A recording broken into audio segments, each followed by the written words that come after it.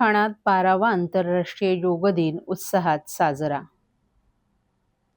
भारतीय संस्कृतीची 5,000 वर्षांची प्राचीन आणि अमूल्य देणगी असलेला आंतरराष्ट्रीय योग दिन काल ठाण्यात अत्यंत उत्साहात आणि भव्य स्वरूपात संपन्न झाला।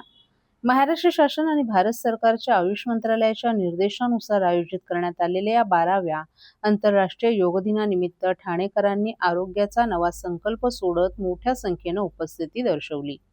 व्यक्तीच्या शारीरिक, मानसिक आणि आध्यात्मिक विकासासाठी अत्यंत उपयुक्त असलेल्या या दिनाचं औचित्य साधून संपूर्ण जिल्ह्यात विविध उपक्रम राबवण्यात आले।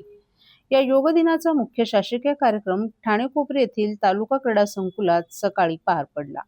जिल्हाधिकारी डॉ. श्रीकृष्ण पांचाळ यांच्या मार्गदर्शनाखाली जिल्हा क्रीडा अधिकारी कार्यालयानं पतंजली योग समिती, प्रजापिता ब्रह्मकुमारी ईश्वरीय विश्वविद्यालय आणि इतर नामांकित योग संस्थांच्या सहकार्याने या भव्य योग शिबिराचं आयोजन करण्यात आलं होतं।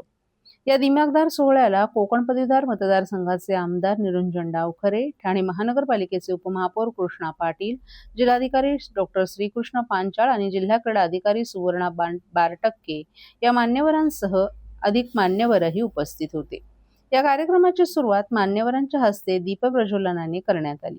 या कार्यक्रमादरम्यान श्रीमती रंजना तिवारी, पतंजली योग समिती तसंच विजय मढेकर, ठाणे स्कूल ऑफ योगा यांच्या मार्गदर्शनाखाली आयुष मंत्रालयानं निर्धारित केलेल्या कॉमन योगा प्रोटोकॉलनुसार विविध योगासनं, प्राणायाम आणि ध्यान सत्राचं प्रात्यक्षिक सादर करण्यात आलं। उपस्थित मान्यवरांनी योगाचं महत्त्व, निरोगी आणि तणावरहित जीवनशैलीसाठी नियमित योगा अभ्यासाची आवश्यकता तसंच शारीरिक आणि मानसिक आरोग्य संवर्धनामध्ये योगाचं योगदान याबाबत उपस्थितांना मार्गदर्शन केलं।